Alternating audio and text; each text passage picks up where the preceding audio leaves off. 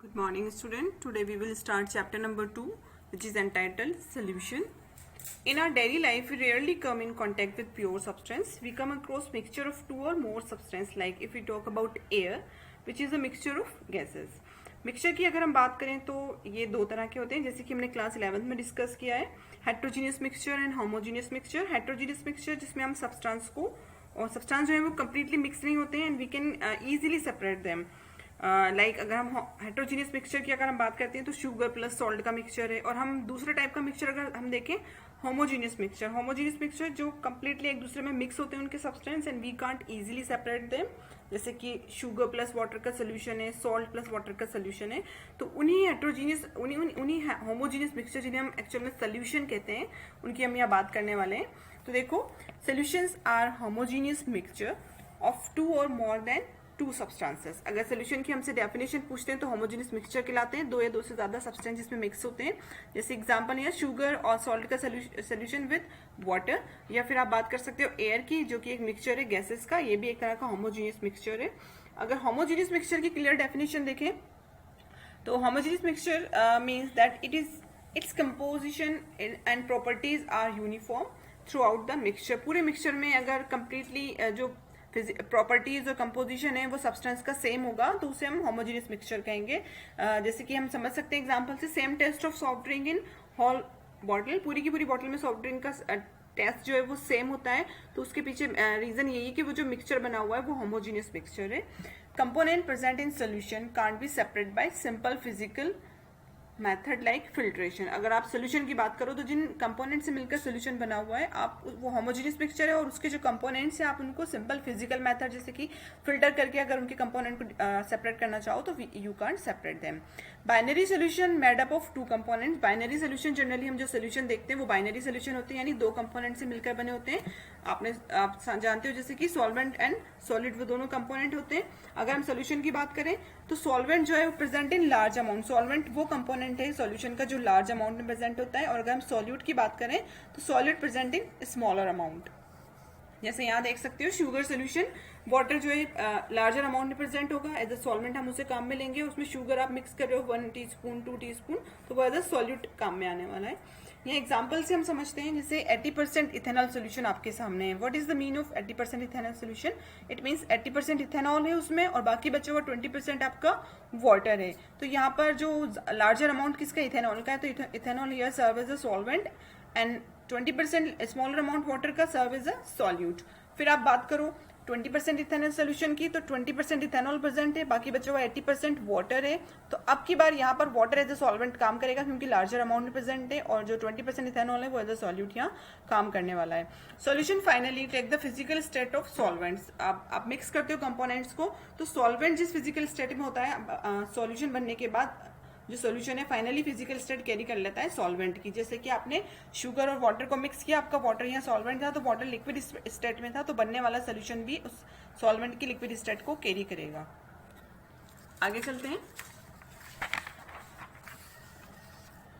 अगर हम बात करें सोल्यूशन के टाइप्स की तो solutions generally are of 3 type. जिस तरह की किसी भी सब्सटेंस की 3 स्टेट्स हमें देखने को मिलती हैं, गैस, लिक्विड और सॉलिड, उसी तरह सोल्यूशन भी 3 टाइप के हैं. गैसियस सोल्यूशन जिसमें हमारा सॉल्वेंट एक्चुअल में नाम गैसियस सोल्यूशन है तो हमारा सॉल्वेंट क्या होगा, गैस ही होगा वहां पर. और सॉल्यूट आपका गैस हो सकता है, लिक्विड हो सकता है या फिर सॉलिड हो सकता है. जैसे और आगे चलो, लिक्विड सोल्यूशन ऑब्वियसली यहाँ पर सॉल्वेंट हमारा लिक्विड होगा, ठीक है. सॉल्यूट आपका गैस, लिक्विड, सॉलिड कुछ भी हो सकता है. एग्जांपल आपको दिए हुए हैं, आप देख सकते हैं. उसके अलावा हम सॉलिड सोल्यूशन की बात करें तो ऑब्वियसली सॉलिड सोल्यूशन यानी सॉल्वेंट हमारा सॉलिड होगा और सॉल्यूट हमारा गैस, लिक्विड, सॉलिड में से कुछ भी हो सकता है. अब आगे चलेंगे, हम बात करेंगे कंसंट्रेशन की. कंसंट्रेशन नया टर्म नहीं है हमारे लिए, हम 11th में भी बहुत अच्छे से डिस्कस कर चुके हैं इसकी. कंसंट्रेशन के बारे में अगर हम बात करें तो concentration is the amount of solute. किसके लिए यूज किया जाता है कंसंट्रेशन? सॉल्यूट के लिए. Amount of solute present in given amount of solvent. Solvent के किसी पर्टिकुलर गिवन अमाउंट में सॉल्यूट का कितना आपका अमाउंट डिसॉल्व है उसे आप नाम देते हो कंसंट्रेशन.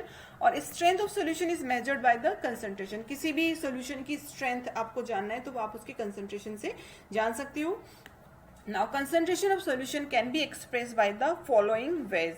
अब कंसंट्रेशन आपको पता चल गया कि क्या है, अमाउंट है किसका, सॉल्यूट का, किस में प्रेजेंट होता है, सॉल्वेंट में पर्टिकुलर कितना अमाउंट प्रेजेंट है। अब आपको उसको एक्सप्रेस करना है कि किस तरह से आप कंसंट्रेशन को एक्सप्रेस करोगे, तो उसके लिए कुछ तरीके हैं, कुछ टर्म्स हैं, जैसे कंसंट्रेशन टर्म हम नाम देते हैं। तो दो तरह की कंसंट्रेशन टर्म हमारे काम आने वाली है। पहली होती है वॉल्यूम रिलेटेड, जो कि टेम्परेचर पर डिपेंड करती है। ध्यान रखना, ये जनरली पूछा जाता है एग्जाम में, टेम्परेचर डिपेंडेंट कंसंट्रेशन टर्म कौन सी, आपको ऑप्शन दे देते हैं, आपको फाइंड आउट करना होता है। या वॉल्यूम रिलेटेड कंसंट्रेशन टर्म, जिन्हें हम टेम्परेचर डिपेंडेंट कंसंट्रेशन टर्म भी कहते हैं, जैसे कि मास by volume, volume by volume percentage, molarity, normality, सब हम डिस्कस कर चुके हैं 11th में। अब हम इनको और अच्छे से डिस्क्राइब करेंगे। सेकेंड टाइप है कंसंट्रेशन टर्म का मास रिलेटेड, जो कि मास से रिलेट करती हैं और इन्हें टेम्परेचर इंडिपेंडेंट कहते हैं। और टेम्परेचर के इंक्रीज करने या टेम्परेचर के डिक्रीज करने पर इन कंसंट्रेशन टर्म पर कोई इफेक्ट नहीं पड़ता है, जैसे कि mass by mass percentage, mole fraction, molality, parts पर मिलियन। इनको हम अच्छे से डिस्कस करने वाले हैं। अब हम बात करेंगे फर्स्ट कंसंट्रेशन टर्म की, मास बाय वॉल्यूम परसेंटेज। जहां भी वॉल्यूम आ जाए आप समझ लो कि टेम्परेचर डिपेंडेंट है, टेम्परेचर पर डिपेंड करेगी।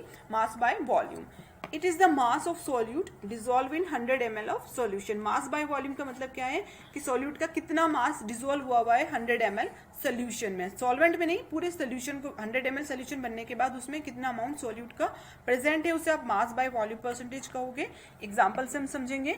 अ sugar solution is 3% mass by volume. आपके सामने कोई शुगर सोल्यूशन रख दिया और कहा कि 3% मास बाय वॉल्यूम है, इसका मतलब क्या है कि 3 gram of sugar is present in 100 ml of solution. तो इस तरह आपने कंसंट्रेशन टर्म को एक्सप्रेस करना सीखा। यहाँ पर आप इसका फॉर्मूला देख सकते हो, मास बाय वॉल्यूम परसेंटेज निकालने का फॉर्मूला है, मास ऑफ सॉल्यूट आप उसको डिवाइड करोगे टोटल वॉल्यूम ऑफ सोल्यूशन से और मल्टीप्लाई कर दोगे उसको 100 से। तो यहाँ पर हमारी कंसंट्रेशन टर्म क्लियर होती है। सेकेंड कंसंट्रेशन टर्म है मास बाय मास परसेंटेज। अब यहाँ वॉल्यूम नहीं आ रहा है, मास और मास ही है, तो यहाँ पर आपको देखना है कि टेम्परेचर इंडिपेंडेंट टर्म है ये। Mass of solute dissolve in 100 gram of solution. इसका मतलब क्या है कि मास ऑफ सोल्यूट, सोल्यूट का कितना मास 100 ग्राम सोल्यूशन में डिजोल्व है। अगर आप इसका फॉर्मूला देखो तो ऑब्वियसली वही फॉर्मूला है, mass of solute divided by total mass of solution into 100। Total mass of solution से मतलब क्या है, इसमें हमारा सॉल्यूट प्लस सॉल्वेंट दोनों का मास आ रहा है, ध्यान रखना है ये चीज हमें। एग्जांपल अगर हम देखते हैं, if a solution is describe by 10% glucose in water by mass. आपके सामने ग्लूकोज का कोई सोल्यूशन है जिसे आप कह रहे हैं कि 10% ग्लूकोज है इन वाटर बाय मास, तो इसका मतलब क्या हुआ, that 10 gram of glucose is dissolve in 90 gram of water resulting 100 gram of solution. समझ में आती है चीज। 100 ग्राम सोल्यूशन में आपका ग्लूकोज कितना प्रेजेंट है, 10 ग्राम, तो यानी कि बचा हुआ जो 90 ग्राम क्या हो जाएगा, आपका वाटर हो जाएगा। आगे चलते हैं। थर्ड कंसंट्रेशन टर्म है हमारी volume by volume percentage. Obviously दोनों टर्म में वॉल्यूम है, तो हमारा ये जो कंसंट्रेशन टर्म है हमारा टेम्परेचर पर डिपेंड है। It is volume of solute dissolve in 100 ml of solution, यानी 100 ml सोल्यूशन में आपने कितना सोल्यूट का वॉल्यूम डिजोल्व किया है। फॉर्मूला अगर उसके लिए देखो तो obviously volume of solute divided by total volume of solution into 100. I hope you have understand it very well. For more content you have to switch the next video. Thank you.